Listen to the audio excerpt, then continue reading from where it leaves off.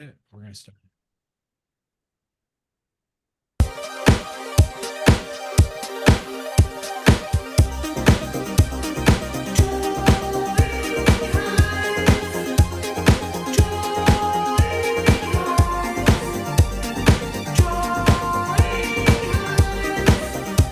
Welcome to Drawing Hive.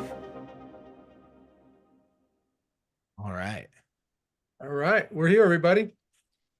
Welcome back. We had a break. Happy birthday, America, and everybody else that had a birthday, I guess. So here we are in Drawing Hive, and if you don't remember, Drawing Hive is brought to you by Visual Arts Passage.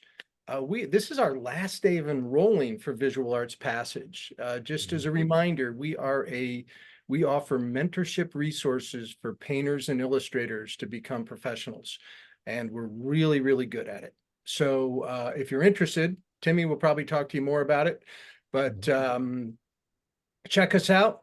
And we got a really fun night tonight. I guess that's a bad pun until you unless you know. But tonight we are going to be doing the old and new Beverly Hills Cop. And our reference there of that's just the promo work from the old movie and the new movie.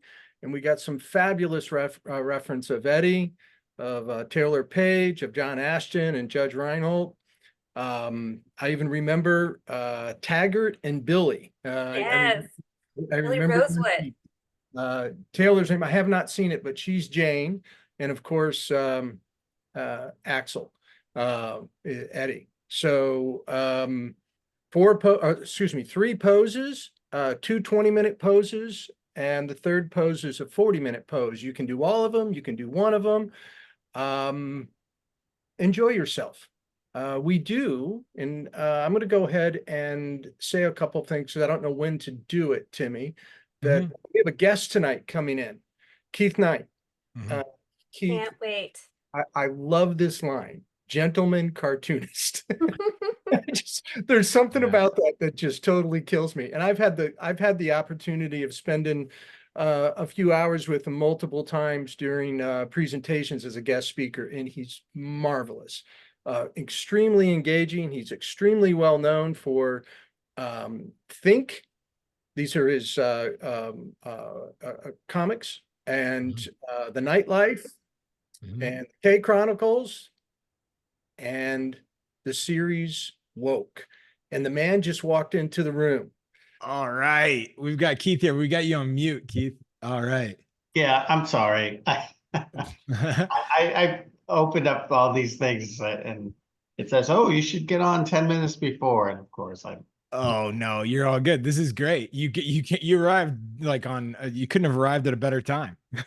So Actually, perfect timing. I just gave you a brief introduction of who you were and the accolades, all the great things that you've done. And I absolutely love this photograph. So I'll leave it on that. We're going to start drawing here, Keith. And hey, thank you for being here with us. yeah, no, not a problem. Not a problem. I had afternoon drinks with my wife and oh, this is gonna be great. yes. And so I was like, I'm gonna pass out like in the middle of the show. I went to bed and now I woke up and I'm continuing with the drinks.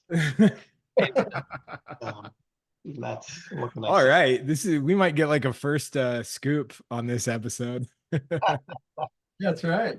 No, for anybody who's joining us for the first time, please draw along. We're going to be chatting.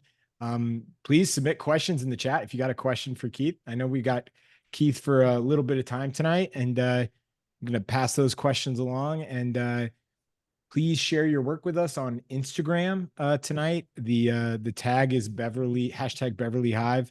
We'll remind you after each pose. But other than that, Keith, awesome to have you. John was talking right before you came in. He mentioned your tag for yourself, the gentleman. It's the gentleman cartoonist. Yeah, yeah. Shannon Wheeler, cartoonist who does Too Much Coffee Man. Mhm. He gave me that moniker a very long time ago. And it's because he had he used to do a Too Much Coffee Man magazine, and I would contribute to it.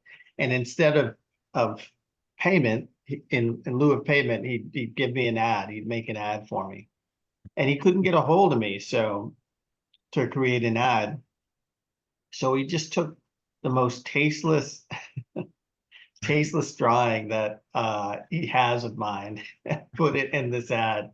And it was a little kid pointing to a donkey, and the donkey had a little sign around its neck that said, "Have a nice day." And the little kid's going, "Hey, check out that nice ass." And then, and then he put Keith Knight, gentleman cartoonist. And I was like, it was the funniest thing. And it was like, I can't come up with anything better than that. That's perfect. And so I've always used it. Use it till you lose it. Well, So Mhm. you So- can't really see me that well, but I guess you can a little bit, but I really started sweating at the beginning of that story, but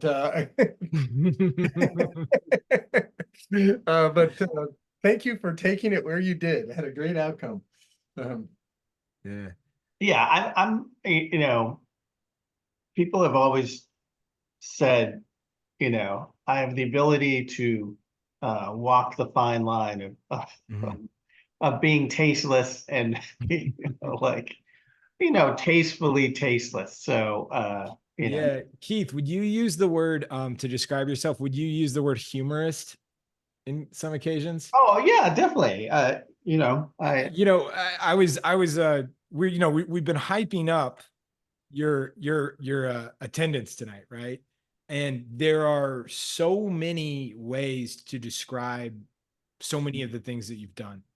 You know, executive producer of like a major TV show, cartoonist, uh, comics. Correct me if I'm wrong on that, or would you say that that's true as well? yeah, Just kind of every. I mean, so what do you do? You run into it, like? Do you have an identity? Do you have thoughts on your identity as an artist? Like what you think? I guess describes what you do the best.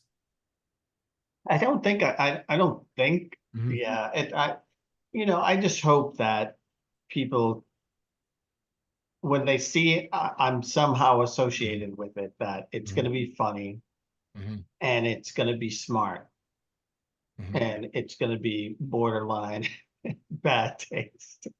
You know, uh, I would just, I just saw this picture of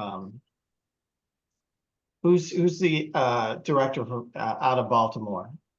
John Direct. Waters. John Waters? Yeah. Like, you know, there's a certain type of when you see when he's associated, when he's got a certain thing going on. Like that's the type of reputation that I would like to have, which is like you know what you're getting and you're gonna enjoy it. Yeah, Yeah. it was a picture of him and one of the people from the B-52s, Uh-huh. and I just there's certain things I think about. Yeah. Like sometimes I do a strip called My Personal Hell, and who would be there in my personal hell, and seeing them is the opposite. Like I would know I'm in the right place if they were hanging out at the door. Like, Yeah. oh, okay, I've arrived in the right place. So Yeah. I would call it my heaven. To some Yeah. people that might be a hellish thing, but like there's certain things that. Anyway, Yeah. it's I'm meandering. It might be the booze, but No, has comedy always been the through line for you? oh, totally. Really? Comedy has been it, I just remember growing up, the holiday parties that my great uncle would have, and this all goes back to my great uncle who was an artist, uh, and who couldn't get into mass art, I think may have talked about this in an interview. Couldn't get into mass art because he was black, and he went to Paris, and he went to Paris with, I don't know, $1,000 in his pocket, and he meant to go there for like 3 to 5 years to study, and he came back after 6 months, and he was broke and super skinny, and he had gotten stabbed in a bar. Oh my And, God. well, here's what happened. He said he stayed at this hotel that had all these beautiful women in it. It had a bar in the bottom, and it had all these beautiful women. Mhm. And it turned out it was a brothel. And everybody who went there, was like, trying to hook up with a prostitute. And apparently this guy got into a fight with someone else and tried to go and stab him and missed him and hit my uncle. But he came back after 6 months and was completely broke, and everyone said he was emaciated. And he tells that story, and then he goes, Keith, it was the greatest time of my life. And Sounds like a great influence. yeah. And so, like, I just remember family parties. He had a bar downstairs in his house, and Yeah. everybody would end up down there. And I'd be Yeah. like this little kid listening to all these great stories of my family, like my Yeah. family telling all these great stories with great accents, funny accents. And you Yeah. didn't know whether they were all true or not, but like I was like, Uh-huh. that's what I want to do. I want to tell stories that, you sit there and go, is that really true? But like It- that sounds like it. when you were that age growing up in your friend group, where do you think you were on like on the hierarchy of being funny? Were you the funniest? Were you See, surrounded by kids funnier than you? yeah, I'm not the haha funny person, like funny in Yeah. person. I am the person who writes something funny, Uh-huh. So Yeah. I once did a strip about, going on a date, and the date's like, you're not nearly as funny in person as you are. And Yeah, uh I thought you'd be taller. yeah. Yeah. So yeah, I think I was probably the snoot. I was probably like the type of I'd be the type of person that points to everybody on the basketball court, and I go, okay, so he's gonna go to jail. He's gonna go to jail, and and hope Yeah. that they didn't hear me so they would kick my ass. But, So is your uncle still around? no. Yeah. And in fact, I was back in Boston a few weeks ago. He died 10 years ago. Oh, well, Okay. no, it's been a while now, almost 15. But when he died, he basically his his house was in our family for 100 years. And it was sort of like the house that had like it had all his artwork, Mhm. um, just photographs and all Was this. he a painter or Yeah, illustrator? he was a painter and an illustrator and a Uh-huh. fashion illustrator. And so I had saved, like, there was no way I was going to throw out this stuff when we came to Mhm. clean out the house. And so I got a storage thing. And I had that storage thing for a long time, and I paid a lot of money for it. And then I just said, I went back there. It was last month, and I just said to family members on Facebook, I said, I'm going to be here on Friday at noon. I'm going to empty this thing. So come and get it. And it turned into this amazing impromptu reunion of all these folks from my Oh. family. So it was great. And just going through, I've actually brought back some artwork from my uncle, some illustrations, some records. So it's really cool. Was your uncle around long enough to see some of your success? Yeah, definitely. And it's interesting because uh he had a bunch of my books, which I don't even have. Like some of my early books, I don't even, I'm so, I just sell them and then realize I don't have any more, and they go out of print. And Yeah. so I was able to get my books back because he had just saved a bunch of my books, and so that was really nice. But yeah, Mhm. he definitely saw where I was going, and he told family members when he passed that I should keep his ashes and take them on whatever journey I'm going to go on. And so, I probably shouldn't say this, but I dump a little bit of his ashes wherever I go someplace new. So Really? yeah. I have this little thing that I put his ashes in, and then Uh-huh. I dump. Yeah, I'm probably a wanted fugitive in many many parts of. I think you're in the clear because my follow-up question is going to be like, what do you think is like the most monumental location you've I don't want to get you in trouble, but I'm sure you've got a good one. Well, I mean, to me, I think it was going back to Paris, Yeah. and how meaningful that was, and with his stories and everything, being Uh-huh. able to Mhm. and I wish I brought him back to Paris when he was alive. That would have been, if there's a regret I have, it's that. Mhm. But I don't know. I feel like uh also just when I was shooting the TV show, Mhm. um, I just felt like he was there with me. In fact, um, what was there was something about the sign of the barbershop in the pilot of the show that had my uncle's name in it. Somehow, some way, it just the way the Really? words were or something. And I just thought it was such a like there were so many wild coincidences because we also shot a lot of the show on a street called Kiefer Street, Keefer. Yeah. Like there's all these different coincidences, and they're coincidences, but like they're meant to be. Like there's all Mhm. these interesting things. So it's kind of I'm cool. gonna I'm gonna go around the horn for anybody that just joined. We're with Keith Knight here, amazing cartoonist, illustrator, but just artist in general, executive producer of the his original series, Woke. We got John English, Cassandra Kim, and Adam Gustafson in the room. Um, should be a fun time. If you do have questions though for Keith, hit us up in the Q&A and we'll share them.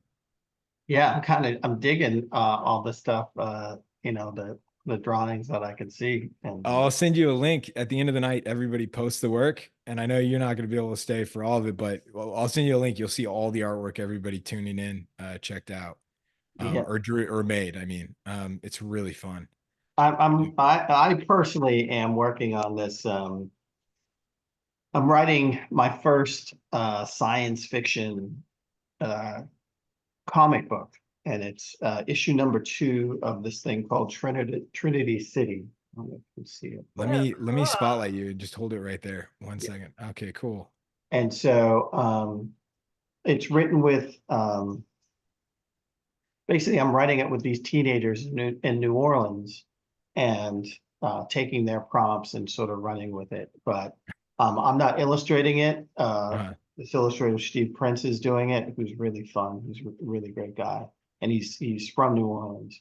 But it's the first time uh, doing science fiction, and it's a story that takes place in 2078 in New Orleans, and it's mostly underwater, and the rich folks have built, above it, Mhm. and then the poorer folks are living in the Mhm. attics and the roofs of the homes that have been flooded. And but it's really fun. Like I'm doing all this, I'm making references. Anybody of a certain age, I'm making references to the Terminator. I'm making Yeah. references to like uh They Live, Escape from New York, like all this Yeah. different stuff. And um it's fun to New do that stuff. It's fun to Gosh, New Orleans is the perfect city for a sci-fi Oh, oh because like in a way, because like in a way, I imagine if I go 50 years into the future, I imagine that New Orleans is obviously going to have more tech, but it's still going to be behind the rest of the other cities a little bit, maybe. Well, But I and don't know. It's like just because of the environmental, like all just like the like you mentioned, like the city being underwater. It's pretty fascinating. That's so much fun. Why did you pick New Orleans? well, it's because Yeah, it's the whole project's based in New Orleans. yeah, So the teenagers live there, the artist is from there. Um, and then my yeah. buddy who hired me is based there too. So Mhm. and I love New Orleans. Like it's Oh, it's such a great city. yeah. It's like being in another country within this country, you know. Mhm. It's It like feels like the most European city in the US. yeah, and Yeah, it's everything that good and everything that bad that's happened to it has affected it in yeah. this unique way. And yeah, I Yeah. just always have an amazing experience there. It's funny. People are probably tired of me mentioning this, but my half my family's from New Orleans, Mm. and I'm getting a dual Italian citizenship. I'm going through this process of applying for it, and you got to find all the birth certificates. And my grandfather was born in New Orleans, but New Orleans did not have birth certificates until 1938. Oh wow. Yeah. So you start to realize it's like pretty late, like considering birth certificates were everywhere else, like in the late 1800s. But yeah, it's an interesting, like I don't know. It's a city that feels magical. Like you saying it was European, Cassandra, dead Hmm. on. Yeah, I mean, it I obviously love it's it there. very French, like in many ways, but yeah. So Keith, so when did that, like, your approach to humor start to align with your goals of just like picture making? When did you merge those two things? It's another really interesting thing. I was just watching a video with Emily Flake and Jason Chatfield about the new Mad magazine exhibit at the Uh, Mm-hmm. Norman Rockwell Museum. And they are part of sort of the younger wave of cartoonists that started contributing to the magazine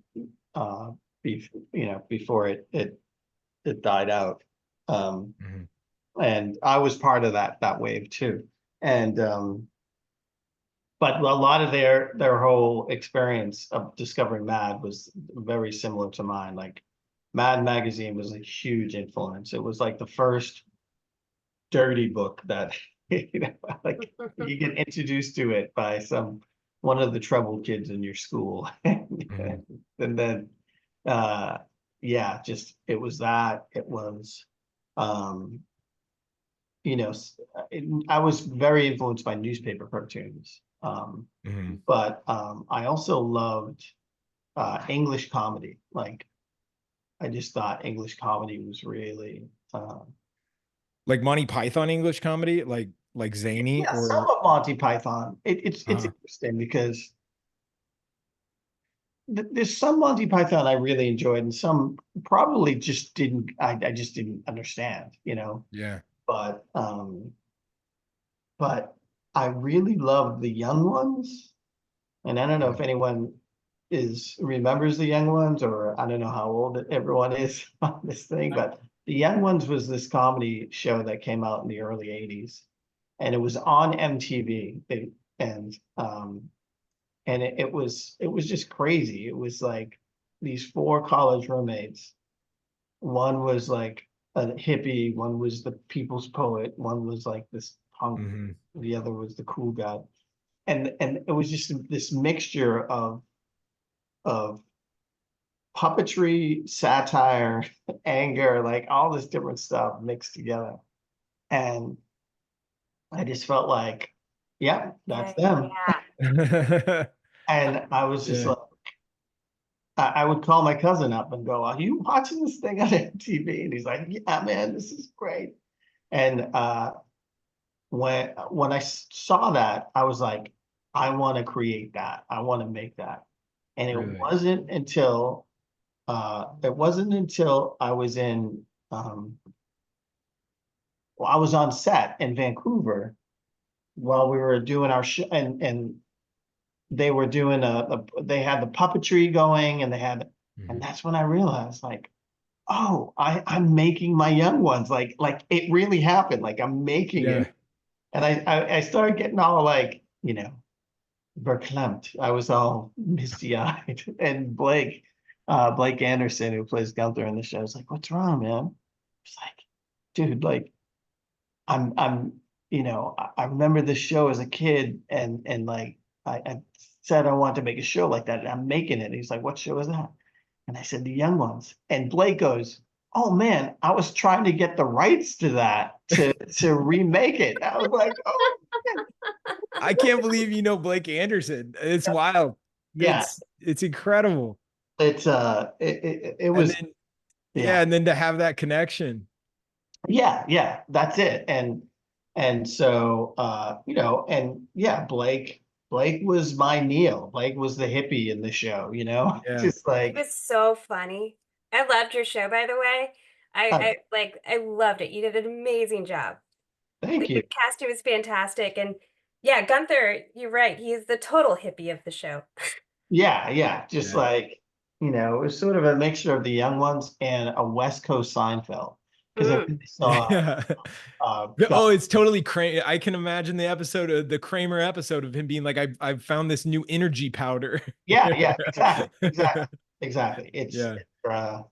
Um Oh, yeah, it was very, it was great and fun to do, and amazing, and we'd probably still be doing it if, it wasn't called woke.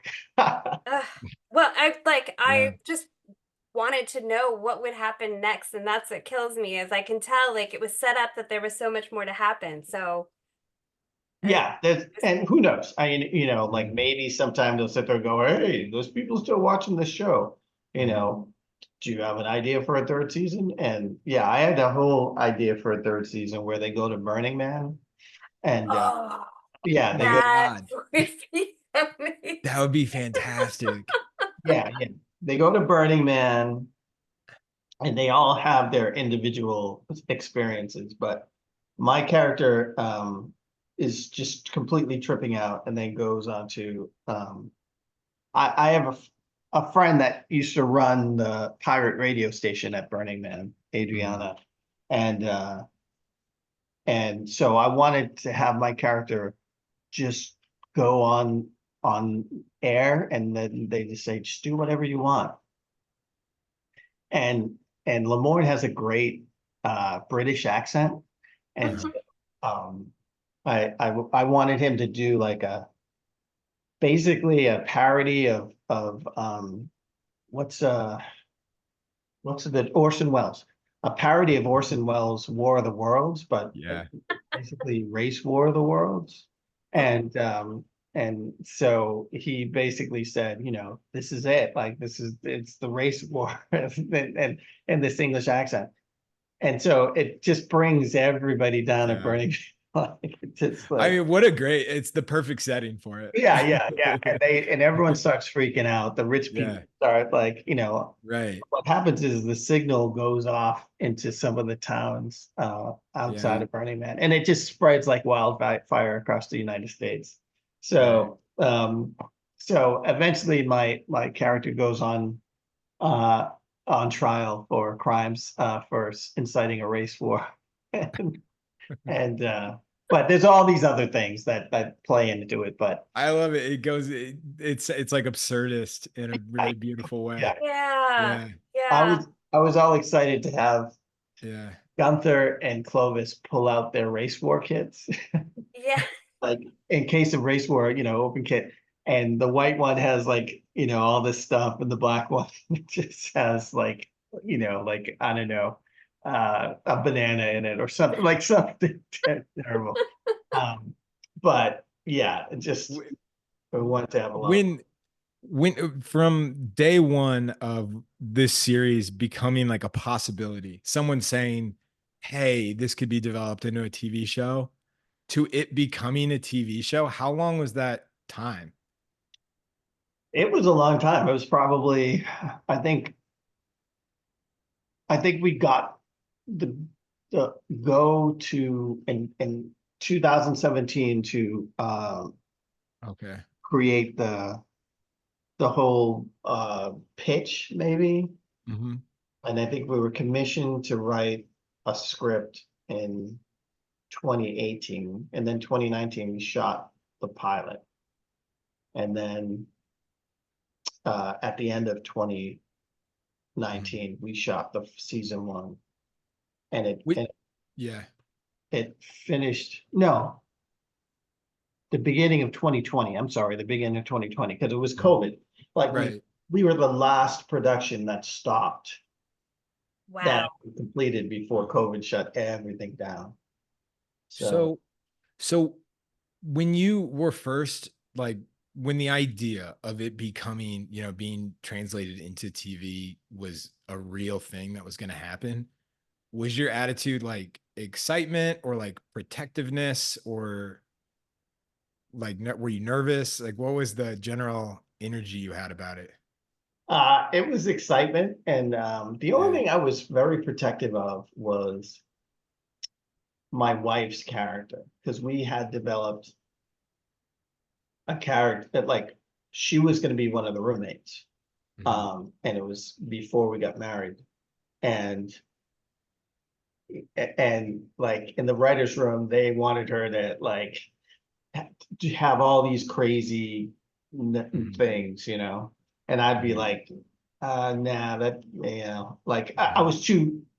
was too protective of the character. Mhm. Okay. And so we decided to basically, like, I wouldn't say eliminate her, but change the character, and that's how we created the Adrian character, that we used. And Adrian is my wife's brother's name, so we were able to use, to make it familiar. And but it was important, Yeah.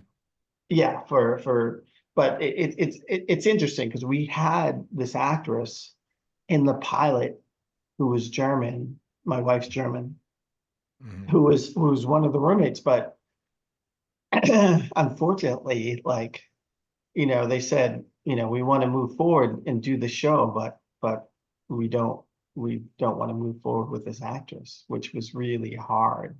And Mhm. yeah, because Yeah. it was tough to keep up with, uh, these three guys who are like comedic, the Mhm. fire, like really, really good. So, I mean, Lamorne Morris is, he's also low key like one of the best impressionists. Like, yeah, nobody talks about it. His Denzel is he does maybe the most flawless Denzel of anybody. yeah. Yeah. And it's funny because he did, I think in season 2, Yeah. when there's a little animated Martin Luther King, he did the Martin Luther King voice. Did So he really? yeah. Yeah. No, he does a lot of really great voices. And Wait, when it They had comes to such your, good yeah, go. chemistry too Mhm. with each other. So they riffed off of each other really well. yeah, it was great because when Lamorne came on, like when Lamorne, first of all, everybody, whenever we heard someone was interested, I was like, oh, that's great. We'll never get him. Let's keep on looking. Just like, Blake Anderson is interested. Oh, that's amazing. We'll never get him. Let's move on. And Yeah. Lamorne, he said when he read the script, he's like, oh my God, that's me. It's just me, as an actor, but like this is the cartoon version of me, Yeah. the art version. And so it was like a no-brainer once we saw him do the sides, which is the thing you give to actors to audition with, their lines that may not appear in the show, but Mhm. just to see if they can do it. And he So, was amazing. He was yeah. amazing. But he had his own. He told his friends to try out for it. Had his Mhm. friends come in and try out. Like because he wanted to work with his friends. Yeah. Mm. you know, there's no denying. He even said once he saw T Murph do Clovis, it's just like, well, this guy is great. Like there's no, and they're both from Chicago, so you know they had that in common. Mhm. And they just got along so well. In fact, T Murph just got Lamorne to do his first night of stand-up. Um, Oh, uh, really? yeah, last month. Yeah, which is really cool. That's amazing. Did you hear any recap on it? Well, I saw T Murph. T Murph came to do comedy in Yeah. Raleigh, down here in North Carolina. So, you know, we hung out a little bit and he was telling me about it. But yeah, he said he did good. He said, like, yeah, man, like I'll help you write material and stuff like that. So, um, Yeah. yeah, I mean, people like he's so charming that he could just read the dictionary and everyone would be like, oh, you Yeah. know, especially all the ladies. When we Yeah. when we were weren't working in Vancouver, I would go into a bar with them and all the girls would run up to Lamorne and then all the guys would run up to Blake. Yeah, that oh my gosh, that's amazing. And Because he's got new girl, he has the new girl yeah, energy exactly. immediately. Exactly. They're like, oh my Yeah. God, what are you doing here? What are you doing here? Like every Yeah. guy would go up with shots to Blake. And to Blake's credit, he would just drink them. Like this, oh, thanks. You know, that happened many, many times. And they're like, oh, what are you guys doing here? What are you guys doing? Oh, we're making this show, you know, about this, Yeah. you know. Uh they go, you know, what's the show about? And it's like, oh, it's based on that guy over there. They point to, you know, creepy old man in the corner sitting there playing pinball. And they're like, who's he? It's just like, Yeah. you'll find out. You'll find out. Yeah. But it was fun hanging out and just you know, everybody was really cool. Everyone was really nice. I'm going to do some quick housekeeping, everybody. This is the end of the first post. So please post your work on Instagram. We're using hashtag Beverly Hive at like Beverly Hills Cop, but Beverly Hive, hashtag Drawing Hive and at Visual Arts Passage. Please share your work. We're going to check it out at the end of the night. Um, One of the questions I wanted to ask you, Keith, because your story is it's gone through like several filters now. So it was your real experience, then it went to the cartoon, and then it went to then it goes to written page, and then to a series, right? So there's so much space for like just change and to like different perspectives and different mediums. Like, so like what does, I guess, truth mean to you when you're telling a personal story like that? Does that Um, make sense? Yeah. yeah. Well, I think one thing I found doing an autobiographical comic strip and uh, for 30 plus years is the more personal I get, the more universal it connects, the more universal the strip is. So I did this strip about microaggressions called the One Black Kid. This is dedicated to that one black kid. And it was just all about like, you know, people going, oh, you don't seem like a black person to me, or like black people don't like uh rock and roll or whatever, you know, just weird stuff like that. Mhm. And I created this thing that's very specific to my experience.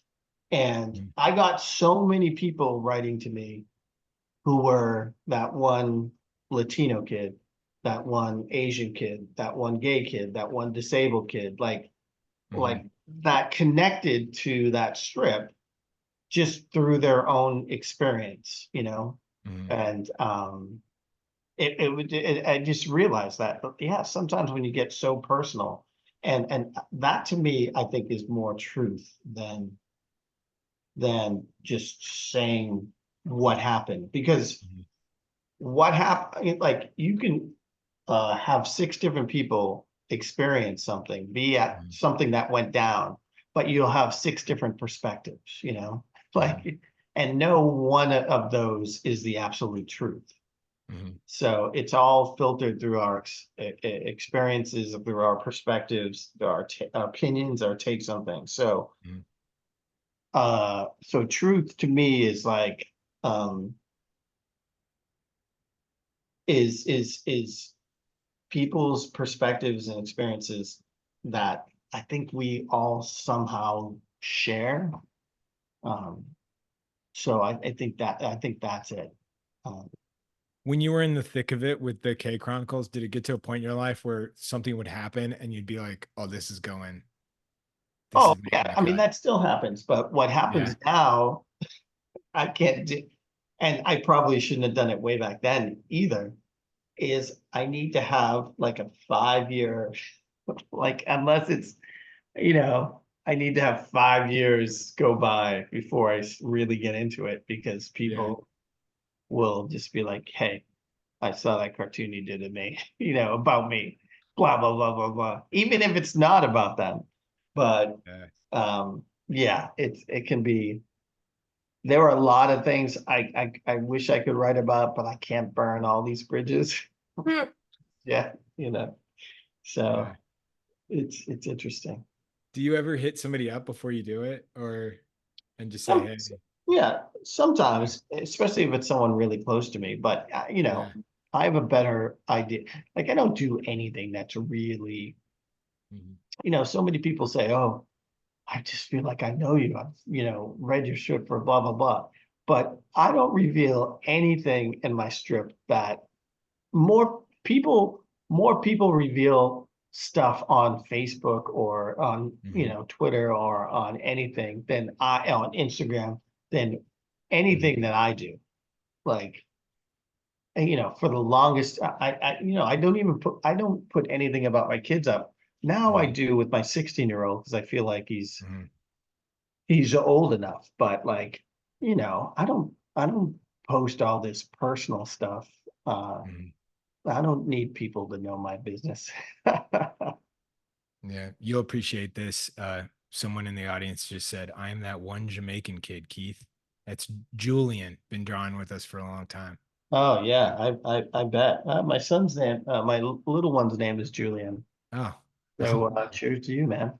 Um, yeah, yeah, yeah. Like it's, we all have those. When you tell your truth, yeah. I think it resonates with people. I think it resonates more than when you try to anticipate what an audience will like. The only thing that you can do is create something that you'll enjoy. Mhm. So that's what I've learned. You make a comic strip that you're interested in, that you'll enjoy, that you'll laugh at, then chances are there's going to be a bunch of people that enjoy it too. And it was the same with the TV show. Mhm. I just wanted to make something that would make me laugh and that would make me, something that I would enjoy. So, Was was because I've it's this isn't a I think this is a pretty obvious note on your work is that a lot of it is funny, but then oftentimes has like a message that hits home or it can sting a little in a way that's maybe healthy. Did you start with that with your comedy or your cartoons, or is that something that you started to infuse into it as you worked longer? I would say it's part of uh, being from the Northeast. Mhm. I think there's something about being in the Northeast, Boston, Philly, New York, New Jersey, where people just I think they have a great sense of humor where Yeah. they'll tear into you, you Yeah. know. Um, it Some can be, thick skin for yeah, sure. yeah, exactly, exactly. Yeah. And so I think that's part of it is sort of being harsh, but also it's almost a term of endearment Mhm. um, that So for it's interesting. for some of our long-term listeners and visual arts passage students, Keith, this is kind of a small world because you're a Boston guy and you know our Boston guy, which is Dale Stephanos. When did you cross paths with Dale? Dale and I worked in Faneuil Hall back in the day when Faneuil Hall was the spot. Yeah. Um, and we drew caricatures. We drew caricatures together. he drew real caricatures. He was really good. I was just riding on some coattails, but yeah, we just How had, old were you guys then? I was, I mean, I think we were both in college, so Okay. you know, I was yeah, just it was like the greatest college gig, you know, Yeah. just sitting around drawing comics and I mean drawing caricatures. And Yeah. you know, that's one of the reasons why in season 2, the one of the main characters is a caricature artist, is sort of an homage to that time. But yeah, Dale and I had some really fun laughs, and his girlfriend Maria, who's like was always, you know, just she's doing exactly what you would expect her to do, which is be the #1, you know, news broadcaster in the Boston area. You know, Yeah. it's no surprise. So That's pretty amazing. Hey, Keith, So I Keith, wanted to Keith, you say brought, oh, go ahead. congratulations on your Eisner nomination. oh yeah, thank you. Yeah, I'm, you know, who knows, maybe we'll we'll win it, but yeah, I'm really psyched about it. My graphic novel, I was a teenage Michael Jackson impersonator, got nominated for an Eisner. It's And huge. yeah, wow. and I'm psyched. Like, you know, I'm not, you know, knock on wood, but I'm hoping that I've been in the industry long enough that I've got some name recognition. I think I actually might pull it off, but we'll see. We'll see. I thought that last year when I was nominated for a Reuben and I lost. So you know, what can I When say? did you find out? It's they have them at San Diego Comic-Con. So it's probably in about a week and a half. Oh, that's soon. Soon. Keith, you said this the last time you did a presentation for us. You talked about the way you drew, and you just kind of did it again, talking, you know, comparing yourself to Dale, drawing caricatures. I love the way you draw, and I can't draw like that. I think you're dismissive about, you know, the fact that you can nail a likeness in that really expressive way that you draw. I can't do that, and a lot of people can't do that. And I just think, you know, chin up. You're a great drawer. Oh yeah. No, I understand. We do. Dale is talented in a way that is completely different than what I'm talented at, which is, you know, this sort of messy, just like quick. Immediateness. Yeah.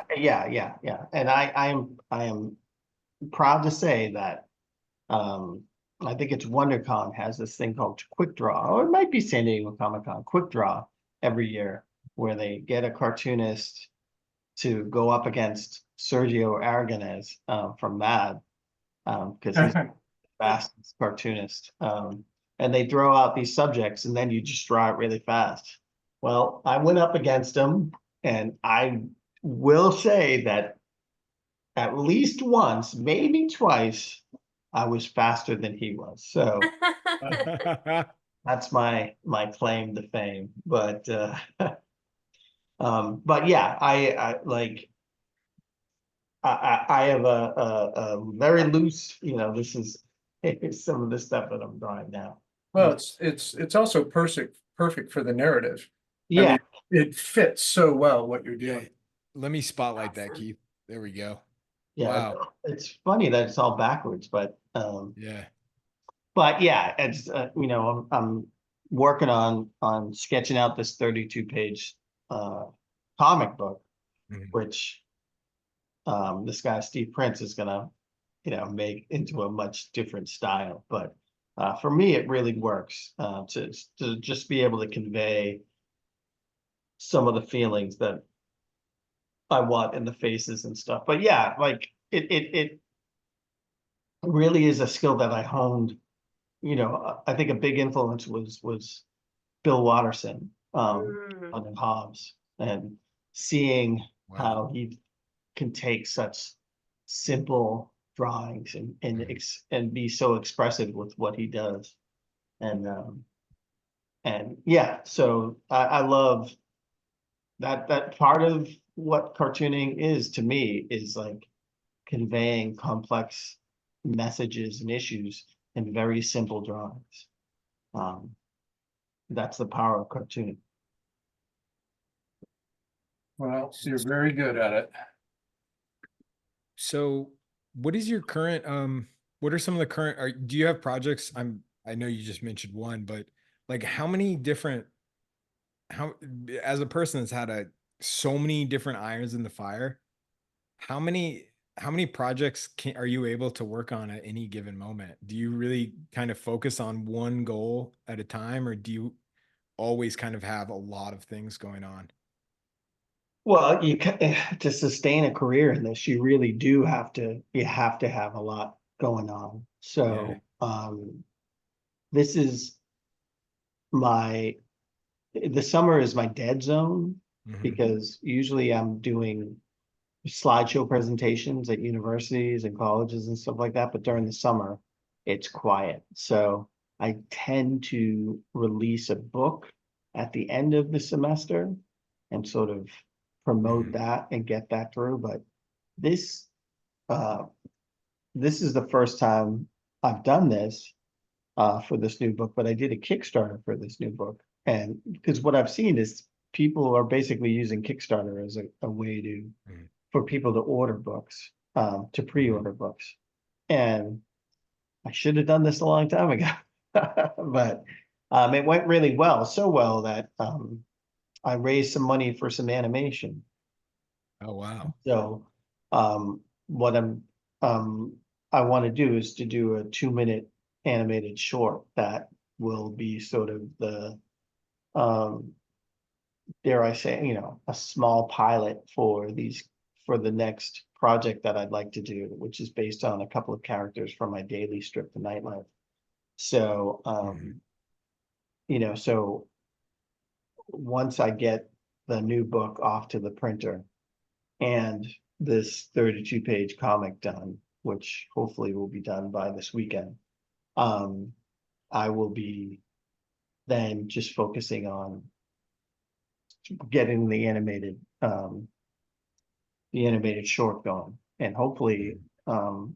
I'm working with this great company and a friend of mine who just he's great. He does works a lot with music stuff. He's done some um, uh, Rush cartoons, like cartoons with Rush and with like a lot of heavy metal bands and stuff like that. Yeah. And he's just really into music. And so, this character that I have for my strip is this former rapper that is trying to be relevant again. And so Mhm. he's willing to try to do anything to become relevant again. So he does a lot of silly things. Yeah. And so it's good, hopefully it's going to be really fun. And here's what I hope that will happen. And this seems to happen with everything I do. There's always people who go, huh, it's way better than I thought it would be. And that happens with everything. The show, Yeah. this is a really like one of the coolest compliments that I've gotten from people, which is, I'll hear from people like now or just like a couple of years after the shows come out. And they're like, hey, when I heard you had a show, um, I was afraid to watch it because I've seen so many um, people go into Hollywood and they get their stuff optioned and blah blah blah, and then you Yeah. see it and it's terrible.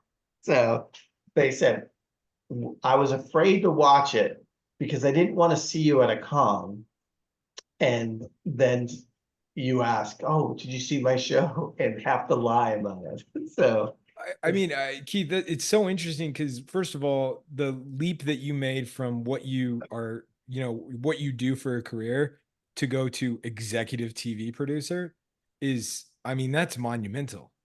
Was that at any point, was that like scary? I think if you stop to think about it, it may be scary, Yeah.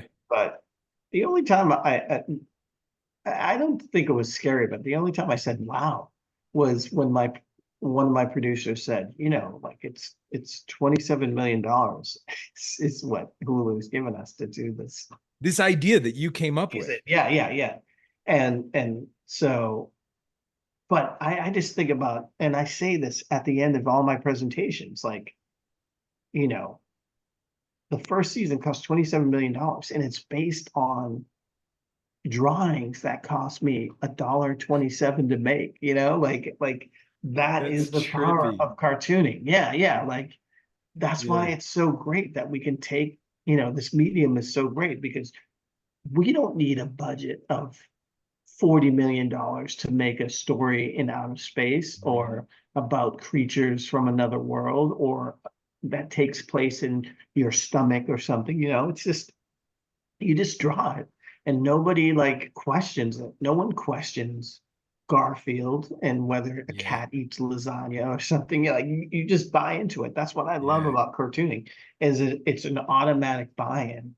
And so no, I just like well, the only attitude I had was like just say yes. Just say yes to everything. Say yes to everything until you really have to say no. Just like Mhm. and that's it. Like it was just a bunch of yeses. And like at some point the train rushes out of the station and you just hold on. You just hold on and try to like just, you know, it's like, oh, we have to get the script done by this. Like there were times shooting that first season where we were writing the night before to shoot the next day. Like it was very intense. And you know, Yeah. looking back on it, we're like, you know, wow, that I can't believe we pulled that off. Yeah. But yeah, yeah, the first season, you know, there were some issues in the writers' room, mainly because it was the first time I'd ever done it. So I didn't Yeah. know, you know, anything that was going on. But the second season, Yeah. the writers' room went great. And like Yeah. I was just like, oh, okay, you know, I just had the experience of it. But yeah, there's no school, Wow. there's no class I could have taken to Oh, it's trial by fire. yeah, yeah, like it's the best the best experience like online learning. I mean, like just right there thrown into the Yeah, fire. you might have gotten sent to like the most expensive executive producer school that exists. It just cost $27 million. Yeah, yeah. I mean, and it was great Yeah, because I worked with yeah, the extremely amazing people who like yeah, literally you know, I think they were the ones who convinced Hulu and Sony to yeah, make me an executive producer because they were like, there's no way the show would exist. Like it wouldn't yeah, be what it is without me. And so they really you yeah. know, talked them into making me an executive producer. So It's that's amazing. That was a question that I had because I think it's incredible that you were able to be a really important part of the show all the way to the finish line because I think people underestimate how difficult that is. And I don't know how difficult it was for you, but like I've been on a lot of projects from the start that have ballooned into much, much bigger things. And it's really common that people get kind of clipped from that, you know, like the OG crew. They just, unless you're really lucky. But I mean, I guess there is an element of it that it's your story. So yeah, I think you know, that's the biggest yeah, thing is if really, this was a story about zombies or aliens or something like that, they probably would have kicked me off early on, early on. yeah, But I will say that like the way I told the story in the room as I was pitching it, I think they understood the way I tell a story is different than is very unique to them. So they were like, he has to be a part of this because I mhm, don't think anyone can actually copy the way he tells the story. So I think that was, and that's a testament to how great the guys at Hulu were, advocating on my behalf. And, so even, like I said, there were some issues in the first season when scripts went in that didn't have my voice in it. They would send them back going, we don't hear Keith's voice in this. And you know, that was really amazing that happened, because yeah. Did you like getting notes, or was that a positive experience, negative experience, or? Um, once you understood, once you saw that the script always improved, you don't do all the notes, you know, there's always some silly stuff that comes through, but if you do enough adjustments that they see that you actually read through them, you know, like you don't have to do all of them, but clearly there was never a time that it got worse. Yeah. And the things that got, you know, like the ones we didn't use were the ones that would make it worse. So, no, Yeah. I actually enjoyed it, because as a cartoonist, you work by yourselves all the time. It's just you. And there's a power in that, and that's wonderful. But there's also an amazing experience when you work with, especially people who are smarter and more talented than you. But like, you know, you surround yourself, you know, try to be the dumbest person in the room. And then people just throw this stuff out, you know, like, whoa, I never thought of that. And you know, you see all these amazing opportunities and options, and then you play on that. I mean, our director was so amazing, Maurice Marable, and he would come in and say, like, I would love to do this, you know, let's do an ad. We had this whole thing where, like, we're really into doing all these fun ads on the bus, and I don't even think you could see any of them in the bus, but we were doing riffs on the lottery. We were doing riffs on like these online like sort of colleges that you know, rip off like veterans and stuff like that, you know, like certain things that we were just playing into that we made all these ads for. I don't think anyone saw them, but one ad that you can see in the show is we did this one called it was an ad for a cruise to Africa, and it says go back to Africa in style.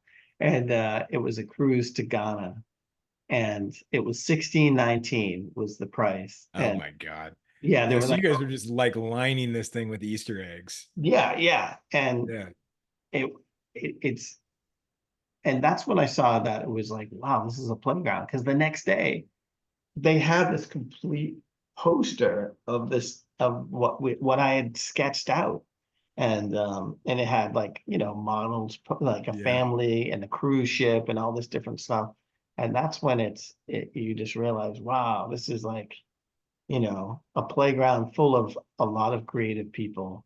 And you just, if you come up with a half decent idea, you know, they'll run with it. So I just real quick, everybody, Keith, I know you've got a deadline that you're working on tonight. So if anybody has some questions, please cook some up, because I would love to ask Keith just a couple more questions before we let you go. The other thing I would say is we're moving on to that third and final image. So please post your work. It's Beverly, hashtag Beverly Hive, at Visual Arts Passage, and hashtag Drawing Hive. Keith, can I ask a question? mhm. So, like, I'm hearing your story and I'm blown away by it, but like, how's your stress management when you're like, yeah, so I'm pitching to the people at Hulu and then they give me $27 million to make this show. And like, I feel my stress rising for you. Like, how are you managing like all of those exciting but very different things that you're having to learn in front of a lot of people? Well, yeah, it is amazing how stressed out some people get with that stuff, but I don't know. I just kept on saying the whole time, like, we're not this is not rocket science. We're not like curing cancer. We're just making a comedy show. Like that's what I kept on saying. Like, there's no reason for us to get stressed out over this, you know? And that's the way I put it in perspective, which is just like, yeah, we're making comedy. Like, nobody needs to freak out, you know, about this. So I think that was it. I also think that, you know, having a comic strip to channel whatever frustrations or thoughts or, you know, anxieties that I have, I think that's really important to have an outlet. And that's why I think art is so important. But yeah, and then just, I don't know, just try to there's a reason why I do, you know, one of my parts of my cartoon is called Life's Little Victories, because it's all about highlighting the little positive things that go on in your day that we tend to just look over, you know. So say you walk out to get the bus, and as you're rolling up to the bus stop, the bus shows up right away and you just jump on. Like, I acknowledge that as a life's little victory, you know. And just the other day I walked into my cafe that I draw, and the guy apparently was supposed to make two iced somethings, and he made two hot somethings, and he's like, "Hey, do you want these?" And I'm like, "Yeah, sure." Yeah, I was like, that's a victory to me. Like, you know, I'm not paying anything. You just come in and I got these things for, you know, those little things. So I tend to appreciate that type of stuff, you know. There, there's like kind of a, maybe I'm wrong, but I sense kind of like an irony that's really interesting in that you're talking about like gratitude, right? But Yeah, then you also, so much of your work, when I look at your work, so much of it is really beautifully addressing like these problems that are like they're wrong, or like it's a cultural thing that's happening that's wrong, or a societal issue, and it's putting a spotlight on it in a comedic way. But then you're also just living this life of gratitude that it could be really healthy. And sometimes I could see those colliding in an interesting way. Does that make sense? yeah, but I mean, isn't that life, you know? Like, Yeah. life is not all, you know, roses and cocaine. Mhm. It's um, you know, this Oh, now we know how you're handling it. no, but it's ups and downs, and Yeah. you just go through, like, Yeah. and you just acknowledge it. Like, there are times when I just know that you know, things are going off the tracks and they're going bumpy. And as long as you can understand that, and that, you know, okay, like, got to get back on track and stuff like that. Mhm. Like, that's going to happen. Mhm. Um, and yeah, it's just, if you can try to put in the work, um, you know, every day, even if it's a little bit, if you're just moving towards those goals, even if it's a little bit, because you don't know, like, for the longest time, I remember when we were first doing the script for Mhm. the pilot, and there must have been, I don't know how many versions of it that we did, but you're just sitting there going like, when is this gonna end? Like, how much, like, you, you know, when you have the season, like when you have to write all the scripts for the season, you don't do that many versions of the script, but, you know, in the end, you just realize, like, when Sony, I think it was, yeah, when the Sony lawyers, when you write a script, basically the lawyers have to vet everything. They have to vet the names of characters, places.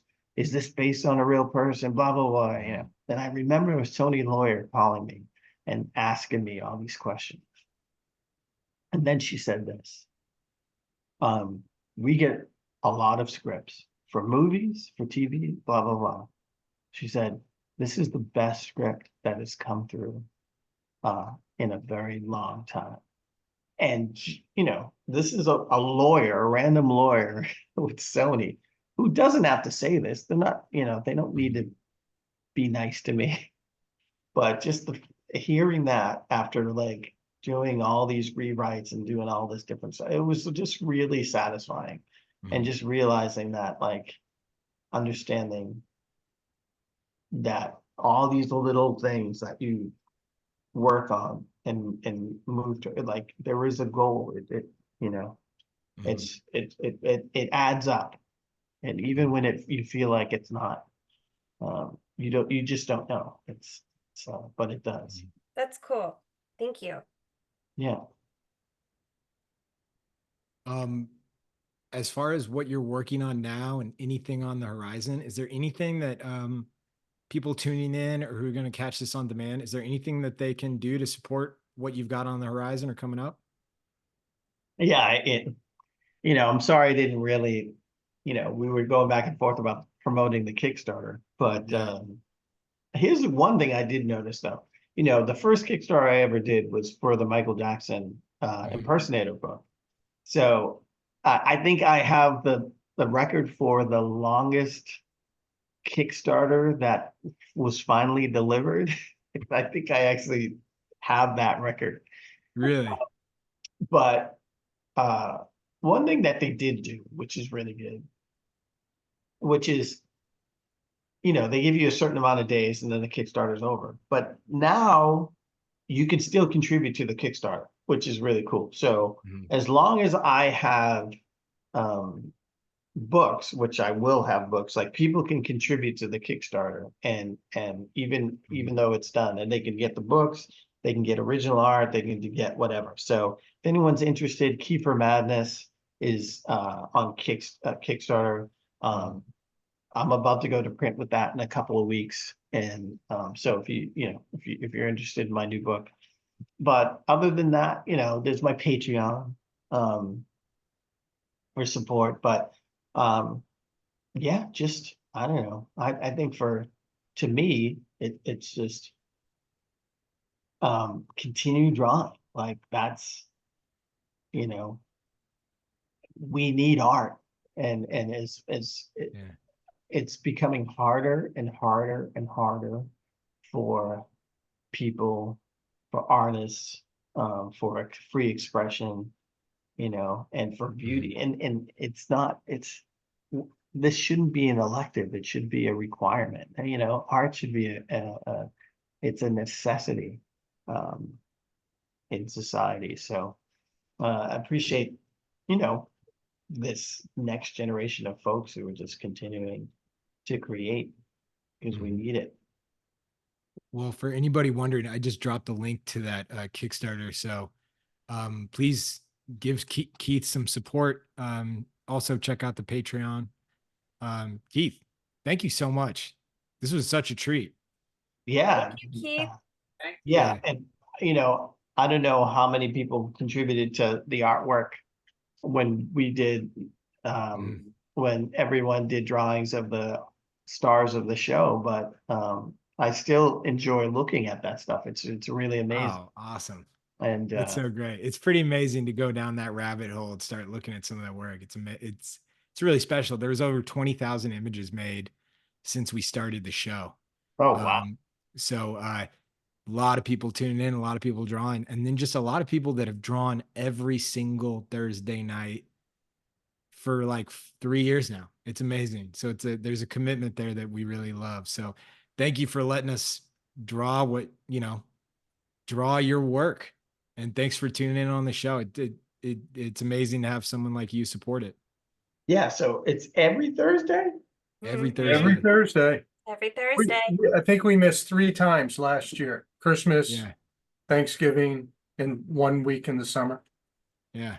Well, excellent. All right. Well, I might sneak back on here sometime. Yeah, feel free to dust up on those caricatures for Drawing Hive. Yeah, you don't want to see any of Oh, I totally want to see. Keith, that's the deal, Keith. Next time you're on, you're drawing. Yeah, man. Please. It's so funny because, there's always, people go, oh, yeah, you came to my school when I was in high school and, look at the caricature you drew. And of course, when you get hired for that stuff, you're drawing as fast as you can because you're only there for like two hours and Yeah. there's like 500 people. And so it's like the worst drawing you'll ever draw. And But it's like precious to them. yeah. Oh, I love it. It's like, oh, I will pay you to throw this out right now. Of course, I would, I could just redraw it right then, but of course, like I wouldn't even think of doing such a smart, something that makes sense.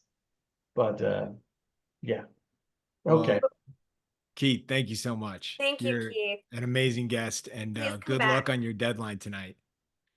Yeah, thank you, and Keith, you're awesome. Thank you, man. I appreciate it, and looking forward to these drawings. All right. All right. Here we go. Bye. That All was right. awesome.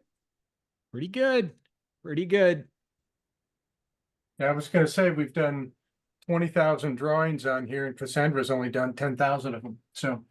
Because it It's all takes so those- long on one. Yeah, it's all those panels by But you know what? My Jeff. cardboard stack is higher than anything else that you all Yeah. done. No, so that was awesome. Really glad to have Keith on. Hey, can I give a shout out? Oh Yes, yeah, let's do I it. know what this is. I'm Yeah, so we have an exciting birthday tonight, and they're here, they're attending, and Felicity is turning 13. She has been coming to Drawing Hive since she was 8. So, yeah, like talk about having a loyal person showing up every week with Felicity and her mom Rebecca and Rebecca's mom Karen. Like, thank you all, and happy birthday, Felicity. That's commitment. I was gonna say, that is commitment. Yeah. Gold stars all around for yeah, her. especially at that age. I would not. 13-year-old with their priorities straight. I love it. Yeah. So Dale's arrival is Perfect timing. perfect timing, Dale. Keith just left the room seconds ago. Unfortunately, sorry, there wasn't a rekindling. Oh, we'll catch up. That's cool. Yeah, I'm glad he was here. That's cool. it was thrilling. And Dale, Yeah. you passed the test as far as I was worried that Keith was we might miss him, as Keith is a really busy person, and I texted Dale saying, hey, if you got a phone number, I would love to be able to text him, and I got no response, which is what I think that's the appropriate reaction is that was not a reaction as much as it was just a guy who really doesn't pay attention to his phone. Well, when I heard back from Keith, I did congratulate you on your noble decision not to share his phone number with me. I'll just take it. Yeah. Funny. No. Dale, he was singing your praises. Oh my That's gosh. nice. Yeah, we had a lot of fun. I can only imagine. That must have been a blast. Yeah. It was a fun time. No, darn it. I'm sorry I missed him. Oh no. Yeah. I'm just glad that we tricked you on to coming on the show. Yeah, he wasn't even here, Dale. Funny. Every week I'm just gonna tell you that there's a chance for a reunion. Old friends of mine are coming. Yeah, old friends of yours are coming on. John, I know you have your are you wanting to do your Sure. educational segment? Yeah. Okay. Let me Stop see. painting on this thing for a little while. Yeah. It looks really cool, John. I'm Looks loving awesome, that John. technique. Got a ways to go, but I think it's gonna work. All right. Let me see if I can get this working for you. I don't do it without the intro. Part of the contract, man. I'm working on the intro right now, and it is not wanting to work. So What's it Well, called? this one time, Questions? this one Yeah. time. yeah, the one time that you demanded your intro. That's right. You Go back and, I think you're just gonna do Am I sharing? Yeah, you Okay. are. all right. Thank you for being here, Keith. This is totally inspired by Cassandra Kim, Mm. and it's substrate preparation. Yeah. That's awesome. So Wow. like every, once a month, once every 2 months, this is what I do. I go out into my yard, I bring all my panels and I paint them. And sometimes I'll do enough for 3 or 4 months. And as many as I can stack up in my studio, but it's a very important thing. Cassandra will tell you more, knows more about it than I do, but I have this, I do work for galleries, so does Cassandra and Dale and Adam, and we've done things that we want to be around, so there's got to be an archival quality to it. And to do that, you have to start with a substrate that is going to be around a while, and you got to treat it properly. So these are cradle panels.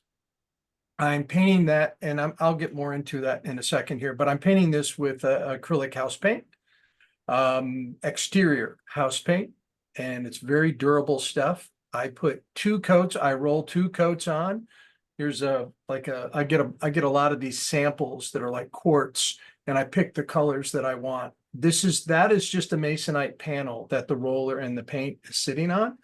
That masonite panel, I have to lightly sand the front of it. And sometimes you get panels that are smooth on both sides. Sometimes they're rough on one side. But I always I sand all the edges, and I rough them up so the paint sticks really well to it. And then I roll it on, and then I do the back side also. And I put 2 coats on front, 2 coats on back, because that is Cassandra approved. And one of the biggest problems, especially like with masonite, is that moisture can get into the surface. It's a pressed product made out of particles and will just deteriorate. So sealing it, I like to think my work can be submerged and be okay. This is what I generally paint on are cradles. These are birch cradles. Actually, I left this. You won't be able to see it. It's too small. I can show it to you later on, but that is a birch cradle. This camera's on. There we go. That's what they are. And I get them in all different sizes. They come in all different sizes and different thicknesses. I like the cradles because I can clean them up. And this is even before I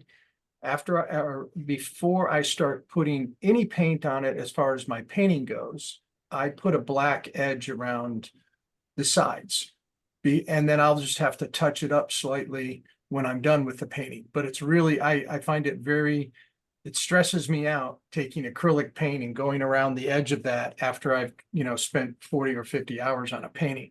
So getting it right before I start is very helpful. And that's kind of what my surface looks like when I start.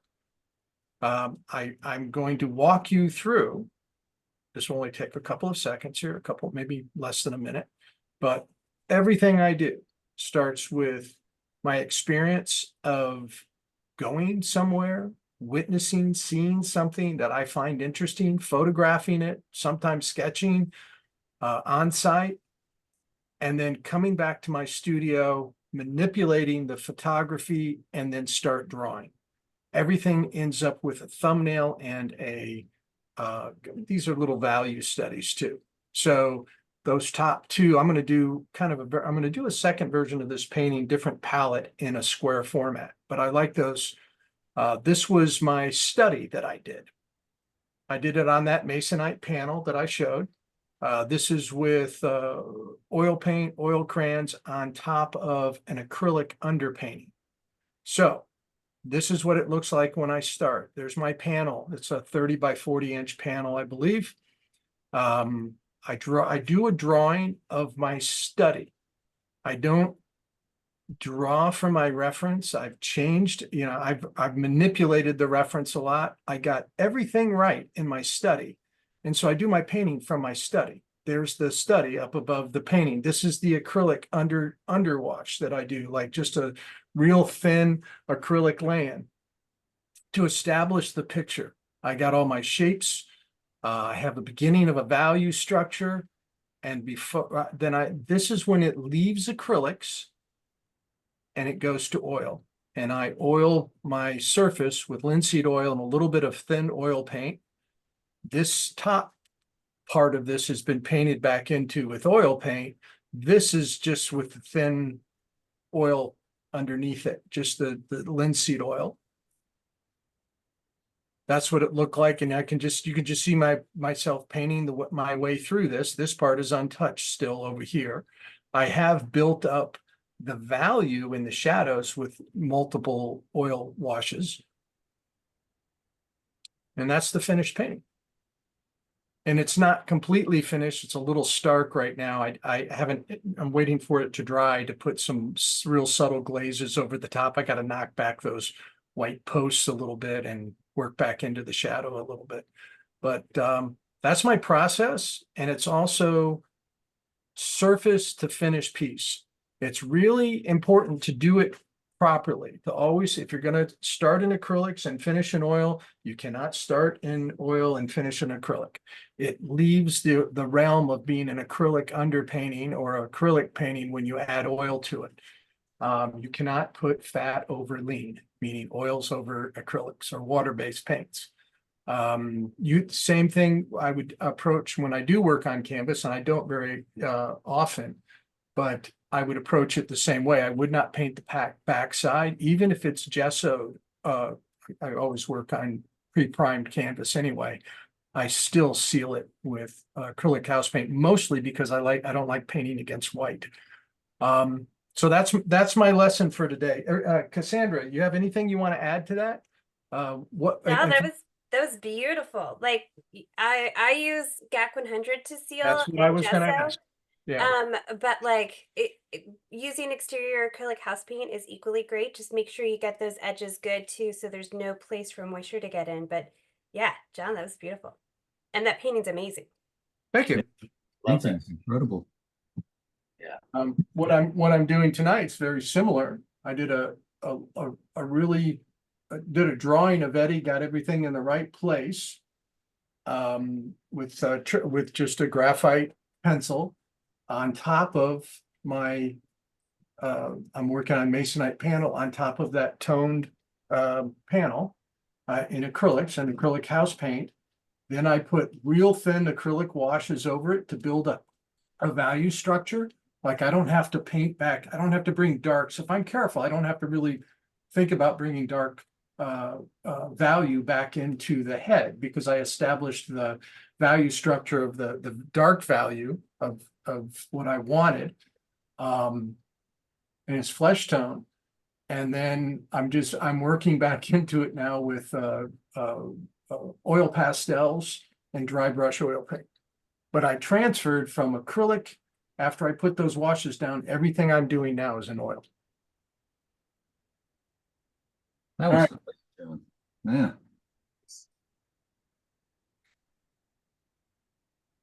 And I ran out of the room in the middle of Keith and Timmy talking.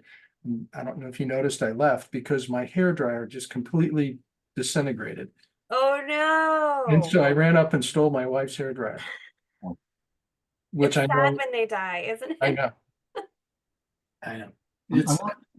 I also want to really call out that first slide. I hope everybody noticed that amazing lawn, because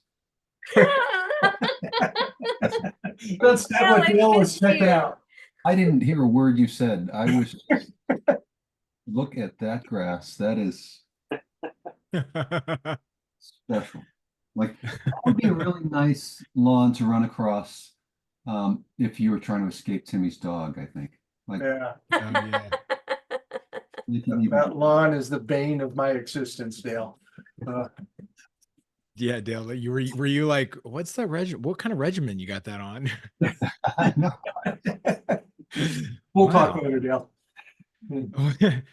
Dale, I wanted to ask you, because you've known Keith since both of you were pretty young. Two-part question, I guess.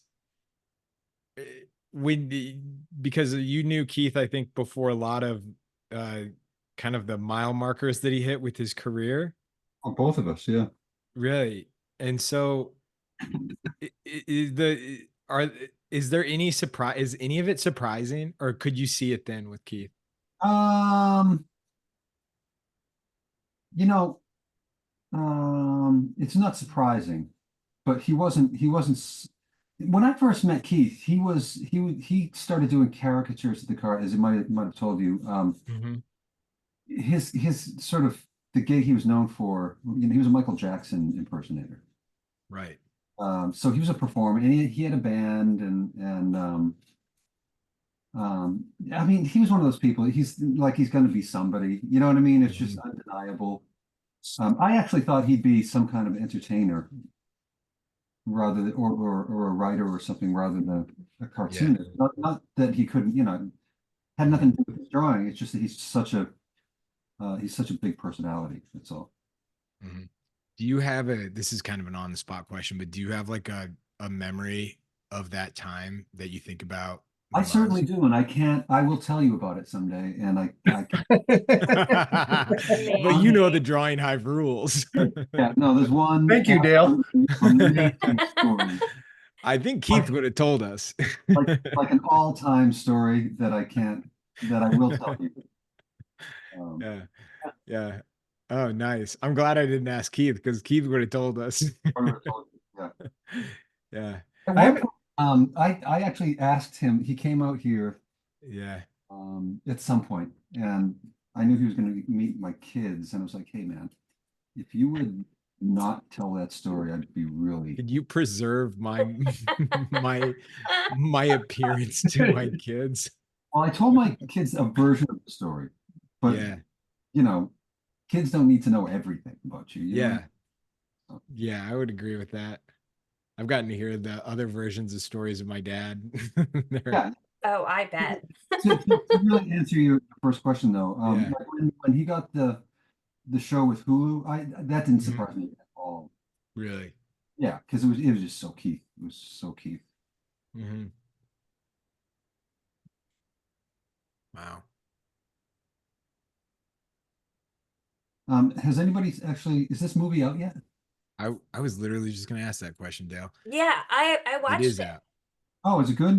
Yeah, it's fun. I feel like it gets back to what it's supposed to be. So yeah, I think if you go into it just ready to have fun, like it was Yeah. nice to kick back and watch. Yeah. I heard that interview with him, the New York Times.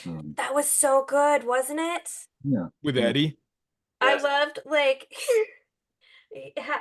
yeah, I thought that was a really interesting interview. Yeah. Eddie Murphy's one of the best to ever do it. he is funny. It's funny because Beverly Hills Cop is like before my time as a comedy, because by the time it was a comedy that like I could watch, it was like a pretty old movie at that point. Because it, it's kind of, I think it was a PG-13 rating. Oh no, that was hard. I think it was Oh. probably That at was least there was a lot of F-bombs. I'm not sure 80s where they Okay. were on the rating. But it was like not a movie you would let a kid watch. So Yeah. I didn't really like, so I missed it, right? And Yeah. then it was funny because John posted the images, and this is the first thing I thought. I was like, oh wow, Judge Reinhold, not an actual judge. I just thought he was a judge from the 80s. That's Wow. funny. I was like, I just was like, oh yeah, he was part of the system back then, and that's it. I had no idea he was an actor. Oh, that's a riot. No kidding. I legitimately thought like, yeah, like RGB, Judge Reinhold. Yeah, he's kind of a Gorsuch character. Yeah. Yeah. Name your Yeah. favorite Supreme Court justices. Judge Yeah. Reinhold. Judge Reinhold did a pretty good job. Really, He was my favorite. Yeah,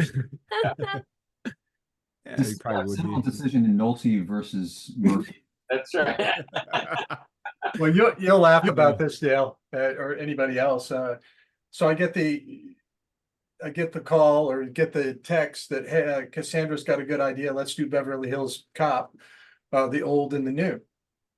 And I'm thinking, oh, piece of cake. And I research and I get my photographs together and I go to make sure I spell everybody's name right, cast of characters and stuff. And realized I just did 48 hours. Oh, God. Oh, Right.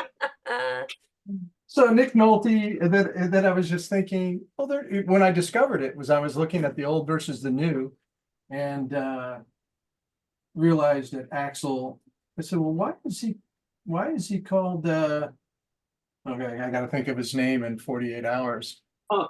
Oh, Axel. No, somebody help me out. I have no idea. This is all past. This is all. I'm way out of the deep end. That's crazy. Oh, Oh, come on. Oh man, I can hear him saying it. That doesn't matter. So that's when I made the discovery. My stupidity. I'm Yeah. looking it up because it's going to drive me I know, nuts. me too. Okay. Reggie Hammond. Reggie Hammond. Yeah. Okay. And my name's Reggie Hammond. We should all.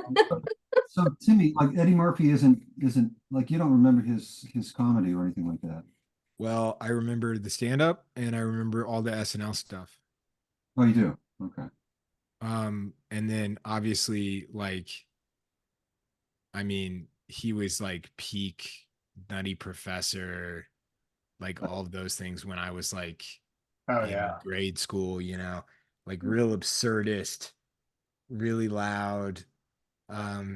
And then, I did see there were things that were, I think, that went under the like that were allowed, which is like Trading Places, Mm-hmm. Coming to America. But they all did kind of fall under the, oh, this is harmless. But like when you do watch them, you're like, oh, it's kind of crazy. I watched that when I was 10. Yeah. Because they Yeah, are a pretty lot of like that stuff adult went under the movies. radar for me too, because I was really young when those came out. It's pretty amazing that like what makes a core memory and what doesn't for a kid. You My protect them as much as you can. That's, Sorry, parents- Adam. My parents never would have let me watch any of those movies, but my grandmother did. Oh, There's really? always a rogue family member. Right? Did you I- watch them with your grandmother? Oh yeah, yeah. I was explaining this to someone not long ago because they were like, man, your parents were really strict. And I was like, no. This is pre-internet. So all it was they were told that this Right. movie has a whatever. They were told like this happens in the movie. And then they were like, and then so as responsible parents, if it was like a subject matter that was kind of dicey, Yeah. it was kind of our responsibility to like research it. And if we didn't want to research it, we just said no. That's how it was for me as a kid. Yeah, it was Summed it just up they were perfectly. just like, I don't want to watch all of Friends to find out why the church doesn't want you guys to watch it. They're just like, it'd be a lot easier if we just said no. we were the house where like we could watch anything we wanted. Oh That's wow. That's a dream house. That is Dale. the dream house. I was the same way, Dale. Yeah. Yours Oh, was, man, yeah. it's a I dream remember I house. loved horror when I was a kid, and I was young. I was like 10 years old, and The Exorcist came out, and I'm like, oh, I want to see that. And my mother took me, and I was like, whoa. No She way. took you saw it in theaters? Yeah. Oh man, Not old, Dale. Timmy. I forwarded a thing to Tony Rodriguez. It was a news story from the 80s or from the 70s, like whatever, when the first Alien movie came out. Oh, I've seen that 77. clip. And it's just them going up to parents with their kids who have just come out of the Alien movie, being like, so did you think it was a good idea to bring a child to this movie? And it's just like pretty cool nerd parents being like, yeah. It's a great movie. Like, why would I not want my kid to see it? And then the kids are just look terrified. Well, they asked a kid and they're like, do you think you should have saw that movie? And he goes, no. It was such a like alarmist local like Sunday night news. Like, look at all these bad parents who took their kids to see Alien. Yeah, I had those bad parents. Did you have a lot of soda? Did you have like unlimited soda? Was it just like No, the penthouse? No. No. Man, that was the dream house. You get to watch R-rated movies and drink soda. Oh, yeah. Like a surge house. That was Yeah, neither of those when I was growing up. yeah. Except my grandparents always kept A-Treat cream soda in their fridge for when we came over. Nice. They were the soda and rated R movie crowd. Yeah, I wish I just had the rated. We're all like we're all athletes, so the soda wasn't a thing. But the rated R movies were flowing. My wife's family, on the other hand, like we were talking about, childhood movie experiences, and she was like, "Well, I mean, I saw Texas Chainsaw Massacre at a drive-in in the back of the station wagon when I was." Yeah. Yes. Wow. I did too. I did too. That's awesome. Yeah. That's a great drive-in movie. Right? I have to say that I was probably 10 and right around there. And yeah, that disturbed me, that one. Like that kind of got Really? yeah. Yeah. All those we had we'd go down to Cape Cod and there was this great movie theater drive-in that showed horror movies. We saw like Hills Have Eyes there and like Last House on the Left. Yeah. yes. Oh, that wasn't even a horror movie. That was just straight up. Slasher. Yeah, that was awful. That really bothered me. But yeah, it's nice having parents who let you take in the culture, you know. But I feel bad for parents today. I mean, the internet scares the heck out of me. Compared to Oh, movies, you know? yeah. Yeah. Like I showed Shelley Duvall just died and my daughter's in the film business now and like her like one of the sort of hooks in for her was The Shining. Like that scared her to death and blew her mind and kept her coming back for more. Those are the kinds of cultural things that that are just fantastic and it's nice to be kind of nice to be part of. Yeah, I totally agree, Dale. It's funny, like the things that I was shielded from. I mean, that some of them are just like pure comedy, like the things that were the big threat when I was, I mean, I don't literal know, comedy, 12. or you find it funny now? Oh, I mean, like the big one was Metallica. Oh, yeah. There was Right. like a war on Metallica in Yeah, the early 2000s, late 90s, yeah. or like all it would take was like one local news story, and then everybody was like, I get, they'd be like, I heard they found Metallica CDs in his backpack. I mean, I'm not making it up. Like that really happened. Like things like that were a big, you talk about, I don't know, and it's just, Now, I grew up in the era of the PMRC. Yep. Typical. Tipper Gore and the start of the best people were really upset about the questionable lyrics or explicit lyrics stickers, and I was really happy for them because if my parents were picking me up at the mall and they were like, "So what did you get?" I knew, Yep. don't put it on in the minivan. yeah. Well, It has a sticker. I know not to play this in front of my parents now. This is great. yeah, it's too. Yeah. Right, it's too. The it's warning too absolutely it helped kids know what not to listen to with their parents. I mean, I should say this because it's a disservice to my parents. My parents were very progressive regarding the arts and like, but I think when you're a parent, you're trying to protect your kid. And then if you are it's like whatever your communities tell you, like, be careful about this. They kind of were cautious. Yeah. Makes sense. Well, it's funny, like I was a musician during that whole PMRC thing, and uh, I didn't have a problem with putting a label on music to let you know what was in there. I guess I saw it very similar to just nutritional labels. It's like, okay, this has a lot of sugar. That's good to Yeah. Yeah. Also, I feel like it rescues, parents who like don't listen to the music, but they hear it's cool and they're trying to get their kid a cool gift and then that are young and then they're suddenly like, "Oh, I didn't know that it had all this language," or, if Yeah. maybe that's something they're Yeah, and I don't know, I didn't see it as, and I got into a lot of fights about this too. Like I didn't see it as censorship. I just saw it as information. It's like they weren't trying to get anybody to change things. They were just, providing information for consumers. Mhm.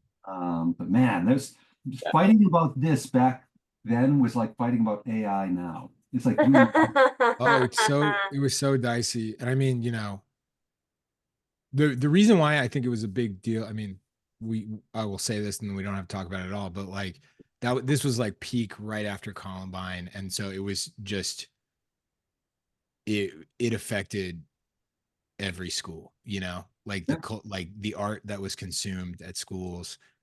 And so there was this like chapter of fear mongering with the art. And like as a parent, like back then, you're like, what? So you couldn't like Google like, what is Metallica's album about? Like you Right. would have to sit there and listen to it. And like I kind of get that like as a parent, you'd be like, I don't really want to listen to this band I don't know. right.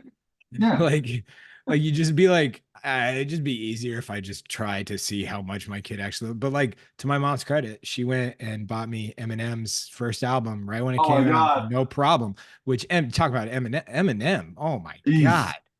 God, he's the king of satire in hip hop to a degree that back then a lot of people it's a testament to culture that people accepted it as satire. Mhm. See, that scared me because my daughter Yeah. was, just at the right age, and I'm like, oh man, how am I going to roll with this? Because Oh, with Eminem, with M. yeah, You were worried about M. I figured no, that you no, would no, dodge it's that window. just Yeah. trying to be a good parent. It's like, okay, Uh-huh. how do I, do I just Yeah. ignore this? You know, Mhm. um, yeah, I mean, Yeah. I think he's brilliant, but do you want your 10-year-old girl listening to, Do you think that criminal? do you think a 10-year-old can pick up on satire? You Um, know what I mean? Like that's no. well Depends on the that's the issue. 10-year-old. No, but like that's the issue with like, and by the way, people start posting your work to Instagram. It's hashtag Beverly Hive, hashtag Drawing Hive, and Visual Arts Passage. Posted Instagram. We're gonna check it out in about no less than 5 minutes, like closer to 3. So get it going. I Um mean, I think the more salient question would be, do you think a 10-year-old boy could pick up on it? yeah, that's a great question. I mean, like, I well, was like gonna say, I'm that's betting Dale's daughter was pretty well, astute. I mean, yeah, that's it. Well said. Also, it attributes to like what I was about to say, which is that's actually a thing that's happening right now with if you're familiar with it's a show that I do not like, but The Boys. Mm-hmm. I've heard about that. You don't like it? Um no, not a big fan. I think it's pretty heavy-handed. And I think they have a template that is shocking violence Yeah. that doesn't really do much for me. It just gets to a point where it's like, okay, I get it. But that being said, the villain is an incredible villain that they have on the show, but there's a faction of people that are like they don't understand the satire of the show, Oh, yeah. and they're like they believe that it's like a show pitying this villain, and it's very strange. It's a very strange thing where you're like, oh, the art is like it's going over the heads of the audience, which the audience is maybe too young Yeah. to consume it in a way. I don't know. I mean, that's what I'm guessing, but I've read quite a bit about it. The main character Homelander, or not the main character, but the villain Homelander. Um, there's like a lot of people that identify with him, which is really Well, it's a very Oh. troubling character. I watched season 1. I couldn't get, yeah, the violence got too much for me, but he Yeah. is a good villain. He's in I will say that the villain on I can't say I don't like The Boys. That was kind of too harsh. The villain on that show, they've done an exceptional job making a great Well, villain, which it's is smartly done. It's playing on the yeah, idea of like, where's the line between hero and villain? yeah. But I just think that, yeah, I don't know, it got heavy handed. It was like one of those shows where I was like, yeah, we're never going to draw that show because I don't even want anybody to have to Google You don't images. want to promote it. Yeah. See, I've been reading Thank a lot. I'm being serious. I was like, this is a stupid show. But no, I get it. People like it. It's Oh, there's Real, that. real quick, Adam, somebody's asking what are you working with? And then I just want Dale to say what he's working with too. I'm working with pencil, like a dark lead holder, watercolor wash, and most of it is just with a like a half-inch flat brush and little bits with a number 6 round. Kind of rephrase that, Adam. What aren't you working with? Yeah.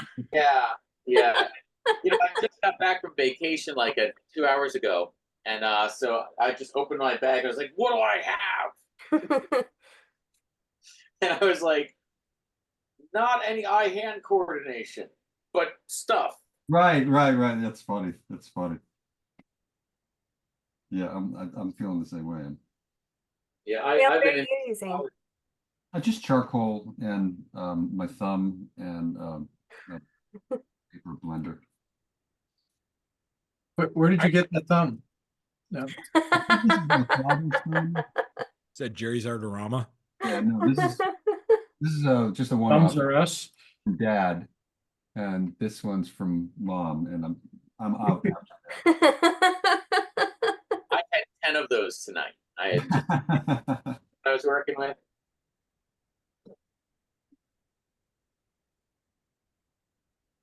I think I was a little too starstruck when Keith was here, and I could barely talk, and I definitely couldn't draw. That's all right. I gotta tell him. He I'm glad because I was about to say, Adam, do you have any questions? And you just be like, I was soaking it all in and then feeling intimidated, or like not right. starstruck, like you just got in an elevator with a famous person, and you went, "Hey." Oh, I've so done that. I'm not cool. So yeah, I hear that, man. All I could think of was like, well, what did you want to talk to me for? Well, everybody, we've got more guests coming next week. Miriam Martinsick. Oh, I love Oh. Miriam. Yeah, Miriam's coming on, so that should be fun. And then we've got a whole lot of other great artists. Francis Vallejo is on the docket. Should be some fun times. We're They'll booked draw. out. Go ahead, John. What? I was just going to say they'll draw. Yeah. I just want to remind everybody before we head over to Instagram, this is all sponsored by Visual Arts Passage. If you're not familiar with that, we offer mentorship classes, online courses that are delivered by the best working professionals. And the whole point of our program, once you join it, is about helping you identify your goals as an artist, whatever that may be, and then figuring out what path you need to take to accomplish those objectives. And so we're an extremely hands-on experience. We're a small school. We've got a very strong group of instructors that are all active in the industry. And when you join, it really is like, okay, we're in this together. And our program is all about outcomes. So first, we help you develop your skill. We teach you how to apply that skill. And we help you build a portfolio. And we help you enter the industry. At no point do we just say, good luck. It is really a hit the ground running, learn by doing experience. It is enrolling. Classes start this weekend. This is pretty fun. Everybody on the panel is teaching with us this weekend. So these are all our instructors. We've got an amazing team of artists teaching illustration, fine art. If you want to get into comics, if you want to get into editorial illustration, work with galleries, anything like that. Our program it's all about helping you accomplish that in the fastest way possible, because the sooner you can do what you love, the better. I mean, life's only so long, and that's really our mission. So I just want to remind everybody to go to the website. It's visualartspassage.com, or really check any of the emails. that you've received about Drawing Hive, and you'll see at the bottom there's plenty of call to actions on how to enroll. So if you have any questions, though, reach out, give us a call. Believe it or not, I will answer the school phone number late at night. Wow. So if you do, yeah, we don't have office hours here, Dale. So anyways, I'm gonna head over to Instagram. But yeah, please enroll. Enrollment closes tomorrow, so there's less than 24 hours.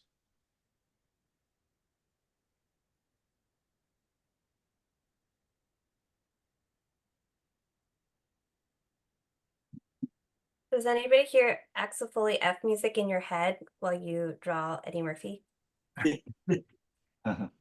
I always start with it, and then halfway through my drawing, I start hearing the theme music of whoever it is I've accidentally drawn.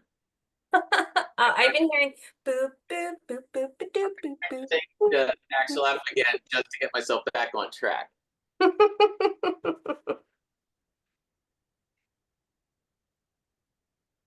I always do a false share where I'm like, You like I'm like almost getting ready and putting stuff down, and I'm like, okay, no, I'll go back and paint a little bit more.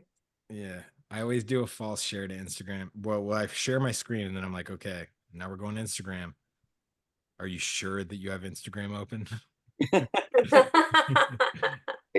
Yes.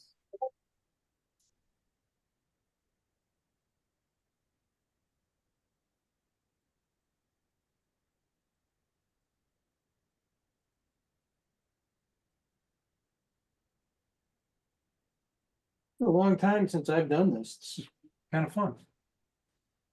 Since you've done what? Ken? Pardon me? A long time since you've done what? Oh, like a mixed media thing like this. That's looking good. It is. With a head anyway.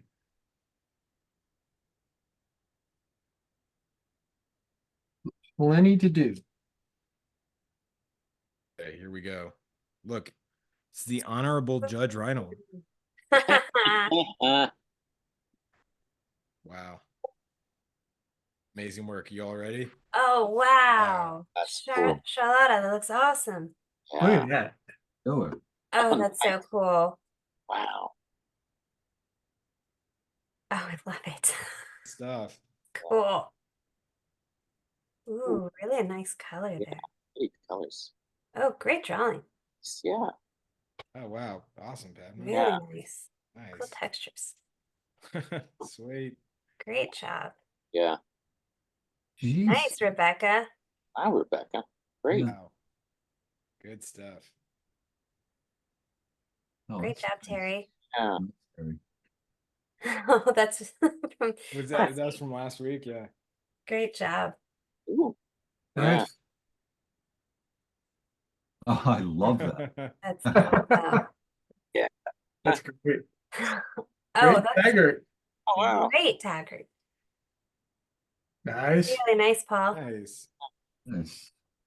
Ooh, that's beautiful. It is. Great, Nicole. Very nice.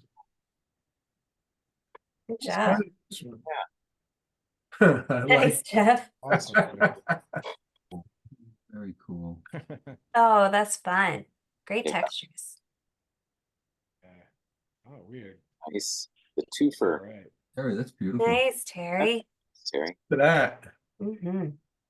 That's fantastic. Good job. Yeah. Shapes.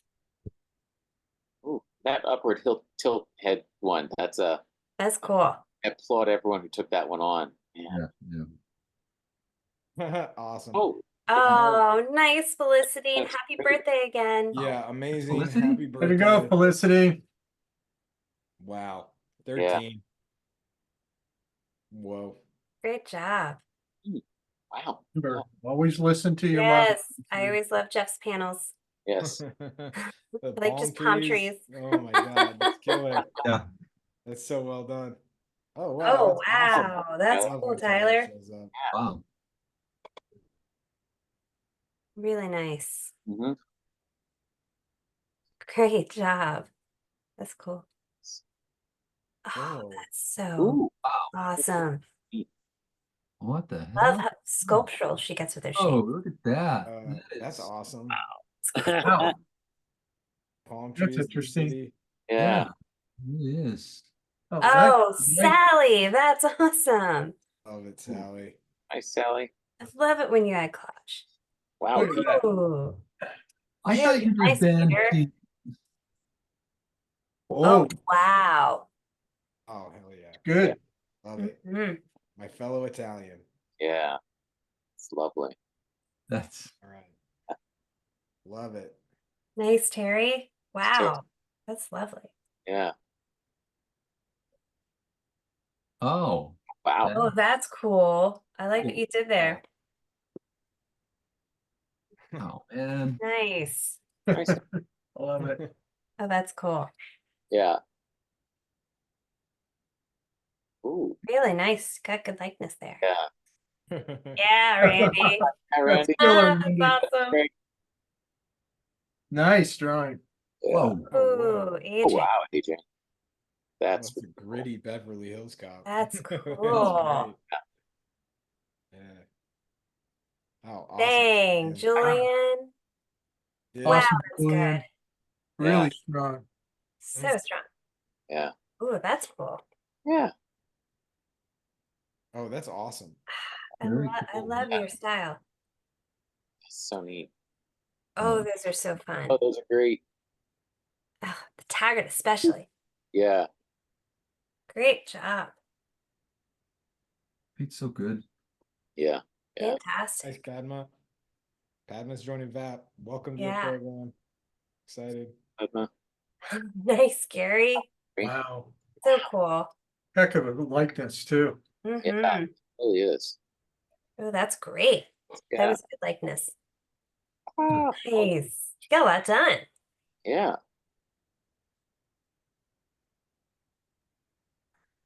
Great job. Yeah. Nice. Really nice.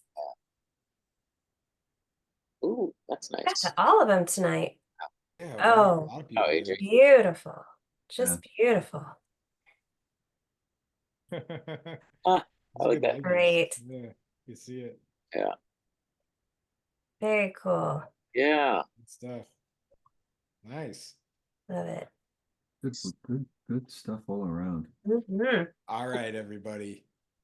That was such a fun night. Yeah, well, Great sorry. night. Really fun. Yeah. Thank you all for tuning in. And what a fun panel. Thanks. Really, really always good to see all of you. Nice drawing with you all. Dale, fun. Adam, Cassandra, Keith, Timmy. Did I miss anybody? I don't think so. I said Adam, right? Yeah. I was just gonna say you forgot Adam again. No, you didn't. You got him. No. All right. Really fun hanging with you guys. Always great drawing with you. Fun night. Yeah. All right. Next week with Miriam, we'll announce the subject this weekend. If you got good ideas, send me a message. All right, Thank you. everybody. Have a great nice week. night. Bye.